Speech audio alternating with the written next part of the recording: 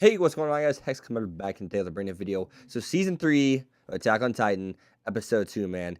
This show is back, man. I mean, in animation of this show, we all know what it can be. We all know what it's going to be every season. We know what it's going to give us. And that Levi scene, man, it really goes deeper than the animation. The way that guy uses that maneuver gear, the scene where he's sliding down the roof and going through town, I really appreciated that scene because it was so fast-paced, like it should have been with that maneuver gear. But at the same time, what that scene did was not move too fast. And what I'm getting at is we were able to, decipher what was going on in the background. We were able to see that he's going underneath the wagon through like that construction kind of area that was in between the narrow alleys, stuff like that. That was really good. That animation is what I like to see. And a lot of times with art and animation, a scene really needs to capture not just the animation, but you got to capture the art. And that's exactly what that scene did. But then again, the bar scene also captured another thing I like to see, especially with Levi. It's not all about the brawn. There's some brains in there, and that guy's smart, knowing that hey, the only people allowed to keep weapons are the people within the taverns, the owners of the bars. So that was cool to see. That was something that I was just kind of that's pretty neat. I like that attention to detail per se, and I like how they said, hey, this is why Levi got out of that situation. That's basically what that scene was saying to clarify, saying, oh, there wasn't conveniently a gun there. No, the tavern owners are allowed to have guns. They're one of the few people within the city that can have them. So that was cool to see, and attention to detail. That's what elevates a scene. It's the little things, man. It's the little things. It's the things that make things make sense a lot of times. And those could be small, itty-bitty details, but yet they're so crucial to a scene. And that's exactly what that was, So other than that, though, seeing Levi actually strike back against King's Squad, dude, absolutely awesome. I love it. I love when characters don't just lay down and get pushed over and or rolled over. And that's exactly what Levi does not stand for. That's the shit he's like, no, fuck that. I'm fighting back. And we saw he took out like 4 members of the squad just like that. So Levi, badass. And that's basically the message of this arc. But let me explain what I'm getting at. So the overarching message of this, this basically arc, I guess, basically is going to be kill or be killed. No hesitation, hesitate and or be killed, to do or do not, there is no try, So what I mean by that is if you hesitate to kill, you're going to be killed. It's that simple. And the thing with that is I understand the characters so very much because a lot of people that hunting, let's say you're just someone who hunts. Yeah, you can pull the trigger on that deer. You can pull the trigger on that bear. You can pull the trigger on these other animals. And those that are used to it. It doesn't bother them at all. As someone like me, I'm heartbroken in general about, killing an animal. But the fact of the matter is, the thing that gets me is whenever you put that trigger towards another person or that sword to another person's throat, that blade to another person's throat, that's whenever everything's said and you're like, that person is part of my species. That person is not just something else that I can be biased towards or just kind of like throw over my shoulder and let go in ear and out the one ear. It's something that I can't just forget. It's someone that can communicate with me. It's someone that I know can have an emotional attachment and or connections with another person within society. It's someone who has a family. And the biggest thing about all this is you can relate to a person even if you don't know them because, hey, if you see that person, that girl, that guy over there, you're like, huh, I wonder if they got a brother or sister like me. I wonder if they had that sibling like me. I know they got a dad and mom like me. I know they have a family like me, and you can communicate with that. And so that's where where you start to understand, holy crap, holy freaking crap.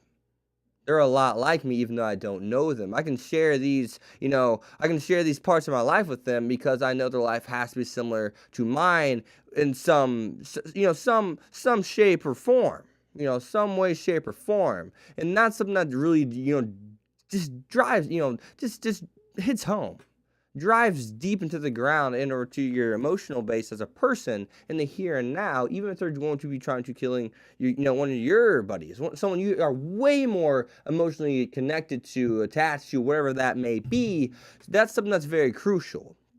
And that's just normal, sociology, human behavior. That's so realistic. It's not funny. But other than that, though, whenever I look at that, whenever Armin's like, why didn't she pull the trigger before me? She had every all the time in the world. And we got to see that one of these people were kind of new to the gig, it looked like. And that's probably why she was the one driving the wagon.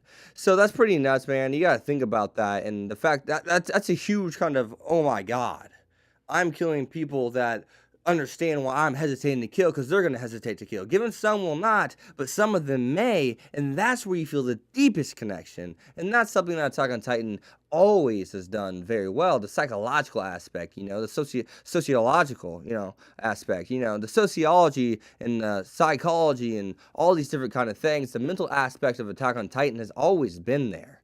The psychology and sociology have always been there. Human behavior. I mean, how the mind works, more so sociology than, I guess, psychology per se, because this is truly about human behavior and how people react to things, how they interact with people. But at the same time, it is psychological, because it's how, at the same time, reacting is psychological. It's like how you handle a certain situation. How do you handle, a certain stressful situation? And, why do people act the way they do at the same time on the sociological, kind of aspect of it all. And my mouth's getting a little dry, so it's getting hard to spit these words out, but let's just talk about the next topic. So apparently, Eren remembered something about what Reiner and Bertolt's kind of communicating and their whole spiel back and forth back in the other episodes, which I may have to go back and watch to really grasp what they're talking about with Hans. So Hans is kind of like, Eren will be eaten. So maybe that king that's there now is a Titan. That very well could be. I'm wondering. Yeah, I know it's not the Beast Titan, because the Beast Titan, we saw what he looks like. And the Beast Titan really looks like Erwin's dad, per se. What we saw in the preview looks as if he's doing a flashback about his father. So I'm just wondering what the hell that's all about. I don't know. He looks a lot like that guy, the Titan that's in season 2. So the Beast Titan, I don't know. I'm not saying he is, but he has the glasses, he has the, the blonde hair, and I could see if he grew his beard out like that guy. I don't know, but I highly doubt that, because he didn't understand maneuver gear and stuff like that. So that kind of goes down the shitter. I think that theory just goes immediately down the shitter. But though, I wonder what's going on with the Eren being eaten thing. That's their comment. So obviously there's some Titan people probably involved in this. But we'll hop into that in a second, because we also find out that, was it the Sani guy, I believe it was, that he would not talk. And we find out that the people that he figured he was brothers in arms with, the people that he's been with all this time and fighting for this one goal. They're part of the same group. They have betrayed the rest of society in order to protect secrets from them and keep things how they are. Even though things shouldn't be how they are, they view them as good enough. That's basically, what the inner, I guess, royal family feels. If you want to even call them the royal family, since we do find out that they're not the true royal family. But let's hold off on that for a second. So having him confess after seeing that, saying the Rias family is the true royal family. Historia is actually the next in line she's the successor. She is supposed to be the next in line to inherit that throne. That's massive. Because, one, how the hell did that family get in there? Two, how the hell did the Rias family get the hell out of being the true royal family? How did they get out of that? How did the other people get in, and how did, Historia and her father get out? That's a question that needs to be answered. But at the same time, I gotta say, it was, once again, Sani is whatever you want to pronounce that, or however you want to pronounce it. Him going in about, I gotta make sure I read this off. He's like, the teacher was too smart. The stupid couple's trying to fly, and the whore from the ranch and the sticks. So, reading that, I'm like, the teacher that's too smart. And he's like, things don't add up. That's sad. He had to be killed because he's too smart. Not because he is harmful necessarily. Yes, he's harmful because he's too smart for his own good and he's finding stuff out just thinking with his head. But at the same time, he is someone who's just doing his thing. Someone who is just naturally intelligent. Someone who, if things weren't like they were, he would have never had to get in that situation. The people that are trying to fly, they were just doing, it's probably some couple just inventing stuff. Trying to make life, be more entertaining, be more fun per se, make something cool to sell, trying to find their way in life and find something cool for other people to enjoy within life. And that was a hot air balloon, as we see. And they had to be executed because of that. That's sad. The girl from the ranch and the sticks, I don't really know what to say about that one, but I'm not sure exactly true what they're getting at in that one, exactly, about the horror in the ranch and the sticks. I don't know. But the other two, I can really see where you're coming from. That hit home with me a little bit. It's kind of like that's sad. You have truly lived a sad life. Even Hans, it's kind of like I'm even feeling a little bit bad for him. He worked in the inner walls. Basically where you're safe is safe. The inner of all the walls, and he's just ranking up. He's doing his thing, and eventually it probably came to, you ranked up. You want to take this? Yes. There's a lot you have to sacrifice. You're gonna have some big life changes. Can you handle this? He's like, yeah. All right, let's do it. I'm here for the military. And what probably happened is he came in that position, and they said, all right, we gotta tell you stuff. You've accepted this. Are you sure you want to do this? And he's like, yeah. And then he probably got more than he wanted to ask for. And of course, they probably said, hey, now you know this shit. There's no turning back. You betray us, you're dead. We're gonna kill you. And that's sad. That's sad. I mean, and you saw the torture he went through. His nose is all messed up. Really messed, really detailed. Surprised they allowed that in the anime, because it's something that was, it was camera focused on. The camera was focused on his face and stuff. And then to find out that one guy's just like, we don't even like him. Kill him. Do us a favor and kill him. We don't like him. He's always preaching about peace and the king. So the brothers in arms that he's been doing this for, or thought he's doing this with, don't even give a shit about you in the end. And even dirty in your hands, probably because you stepped into something you didn't even know you're truly stepping into. But once you stepped into it, you couldn't turn back. The door was locked behind you. So that's sad. Now, I mean, think about that. I hope you guys made it this far into the video. I doubt 95% of you did, of course. I'm not an idiot. But for anyone who did, I'd like to see that in the comments. What did you think about Sans? What do you think about Sans' story? It's pretty damn sad if you ask me.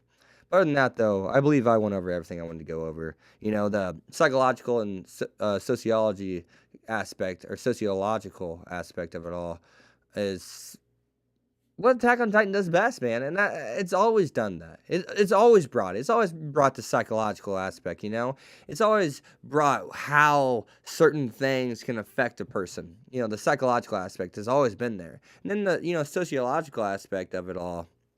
When I look at the sociological aspect of it all, I'm just kind of like, why do people act the way they do? And the sociological aspect really goes more towards Sans, per se. Someone who I don't really know how to put it. Like, he's, once you truly believe in something, you follow it, and it's gospel to you. It's like a religion, per se. But then whenever you look at the psychological aspect, it's like, what have you seen, and how does that change you? That's what I think the psychological aspect is more the Titans kind of stuff, because it's terrifying, it's scary, and it's horror. It's horrifying. And the sociological aspect is how you act when told a certain thing, not necessarily what you've seen, but how do you interact with the people around you, and why do you act the way you do? I mean, it's really, I don't know if you guys really truly understand what I'm getting at, because the psychological and sociological aspect of it, all that stuff ties in. It's really essentially one thing, but human behavior, like when they're getting tortured, that's more the sociological aspect, and the psychological, I mean, which basically is the same thing as, sociological aspect. It's just, yeah. But I'm gonna quit rambling. I mean, hell, that may have ruined my video in general, just rambling about that. I mean, this is the end of the video, so I can do what the hell I want, of course. I mean, people they're not gonna bitch at me. But hopefully you guys made it past the first spiel. I went on for like 3 minutes. But other than that, though, guys, be sure to leave a like, comment, subscribe. Follow me on Twitter at Hex25. Yeah, I don't think it's a bad video, but I think I need to get my point of the psychological and sociological aspect. I think I'm done with that for the rest of Attack on Titan. Bertolt, Reiner, I probably talked about it enough in my last review in Season 2. Let's leave it at that. See you guys.